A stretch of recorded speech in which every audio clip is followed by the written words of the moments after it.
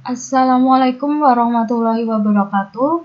Sugeng enjang para siswa sebelumnya. Ustazah ucapkan selamat datang di SMP Budi Utomo Surakarta kepada anak-anakku kelas 7, mulai dari 7A sampai 7E.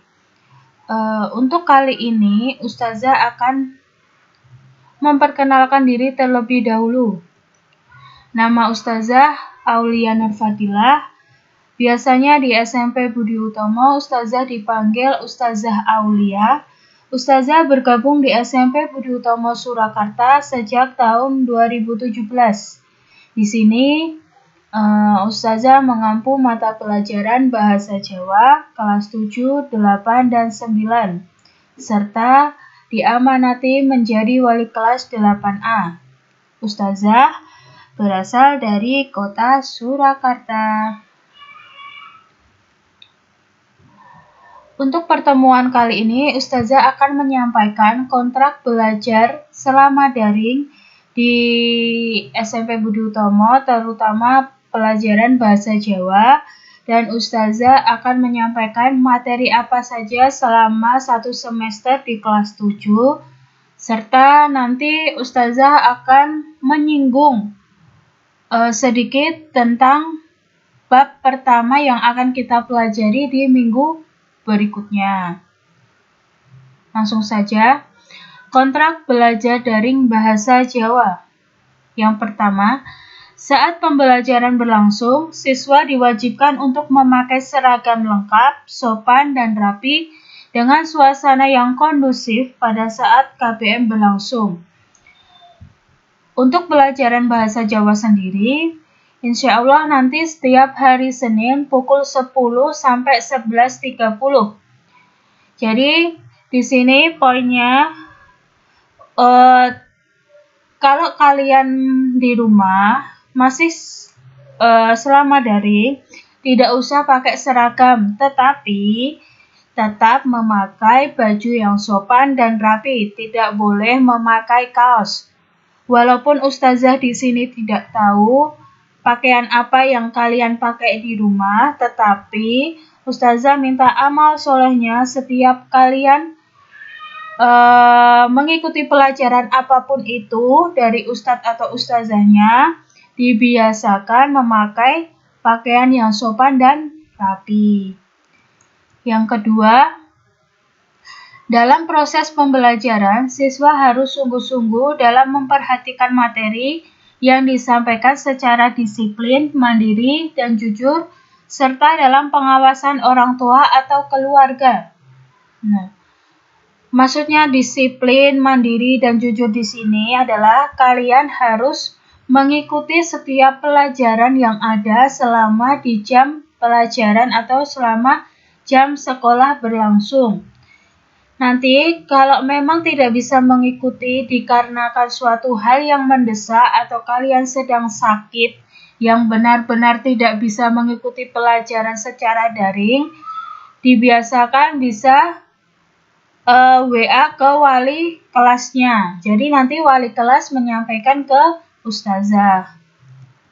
Yang ketiga, selama pembelajaran secara daring di dalam grup, maksudnya aplikasi online, siswa sangat dianjurkan untuk bertutur kata yang baik dan sopan kepada teman maupun ustadz atau ustazah.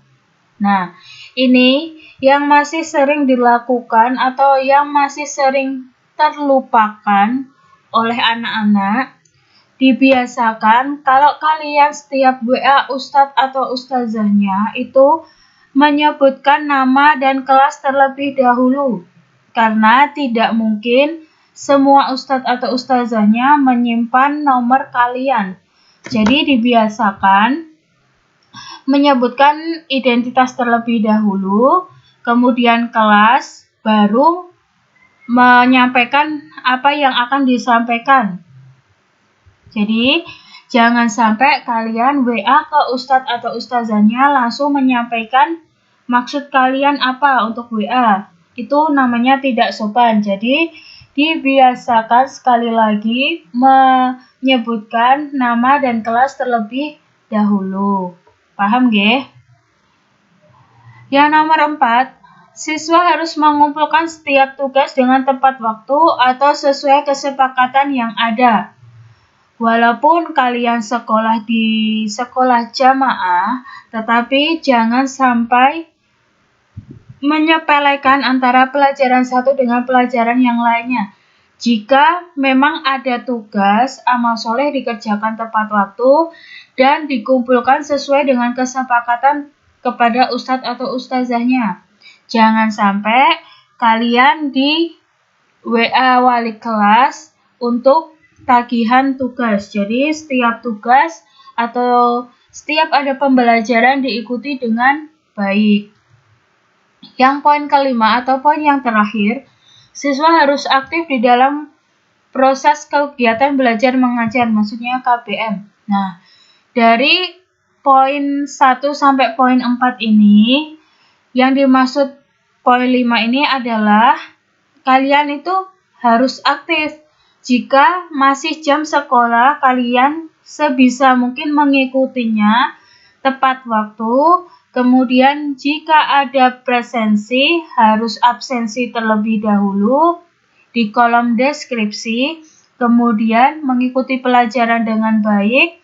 Jika ada tugas, dikerjakan, langsung dikerjakan supaya nanti tidak menumpuk-numpuk antara pelajaran satu dengan pelajaran yang lainnya. Jadi meminimalisir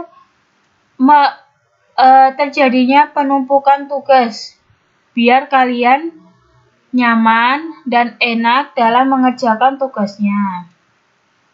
Ini tadi Ustazah menyampaikan 5 poin kontrak belajar bahasa Jawa, amal soleh ditaati, tertib dan dilakukan dengan sungguh-sungguh, karena walaupun pelajaran bahasa Jawa bukan termasuk pelajaran ujian atau bukan pelajaran pokok, tetapi kalian juga harus mengikutinya dengan sungguh-sungguh. Insya Allah nanti di sini dalam Ustazah menyampaikan pelajaran bahasa Jawa tidak selalu menggunakan bahasa Jawa, karena masih banyak dari kalian yang tinggal di luar kota maupun luar Jawa. Jadi nanti Ustazah menyesuaikan, tetap ada bahasa Jawa dan di bawahnya nanti insya Allah ada translate-nya. Paham nggih? Nah, untuk materi pelajaran kelas 7 apa saja? Nah, ini bisa dilihat poin 1 sampai poin 6 ini nanti ada di semester 1. Bisa dibaca sendiri dan dipahami ya.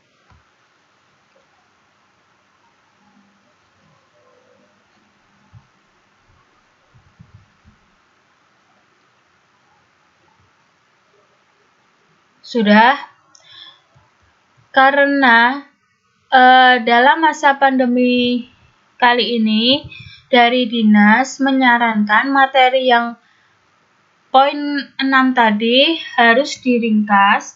Jadi materi esensial atau kompetensi dasar mata pelajaran bahasa Jawa tahun pelajaran 2021-2022. Jadi ini bisa dilihat untuk kelas 7 semester 1 nanti Ustazah akan menyampaikan tentang teks narasi, cerita rakyat, dan aksara Jawa. Jadi dari materi ke-6 tadi yang sebelumnya Ustazah sampaikan atau Ustazah berikan tadi diringkas menjadi 3 materi ini. Jadi di semester 1 nanti kita belajar tentang teks narasi, cerita rakyat, dan aksara Jawa. Untuk semester 2 nanti kita mempelajari tentang cerita Ramayana Kidang Kencana, dialog, unggah-ungguh, tembang pangkor, dan aksara Jawa. Tetapi nanti di pertemuan keberapa itu Ustazah akan memberikan tentang materi dasar bahasa Jawa tentang tembung-tembung atau kata-kata yang biasanya muncul jika ada soal tentang bahasa Jawa. Bisa dipahami nggih?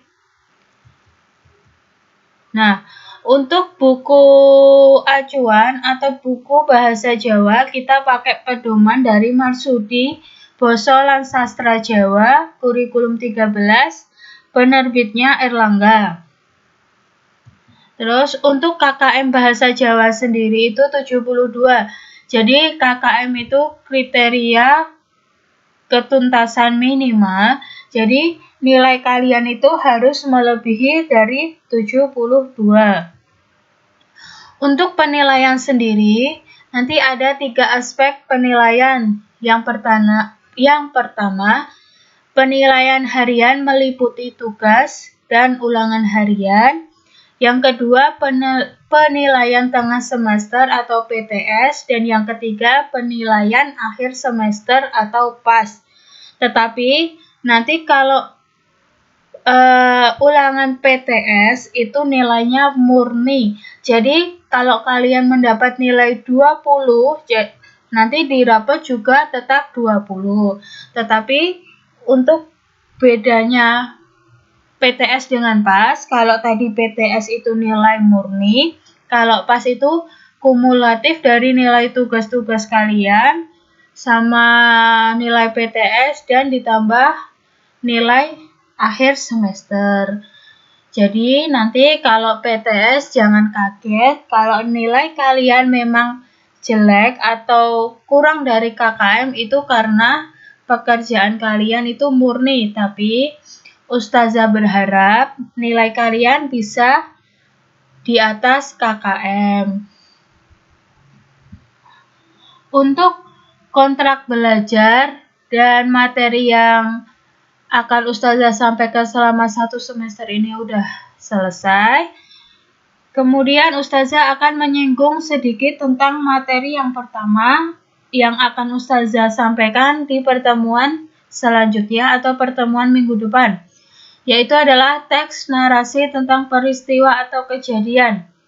Jadi nanti sebelum Ustazah menyampaikan materi di minggu depan, kalian mempelajari tentang pengertian teks narasi, jenis narasi, dan unsur intrinsik yang ada di dalam narasi. Jadi supaya nanti kalau Ustazah menyampaikan materi tentang teks narasi minggu depan, kalian juga sudah mengerti apa itu pengertian teks narasi, tetapi dalam bahasa Jawa, dan jenis narasi itu apa saja, serta unsur intrinsik yang ada di dalamnya. Oke, paham? Untuk pertemuan pertama kali ini, Ustazah kira cukup sampai di sini. Atas perhatiannya Ustazah syukuri. Alhamdulillah, jazakumullahu khairan, dan wassalamualaikum warahmatullahi wabarakatuh.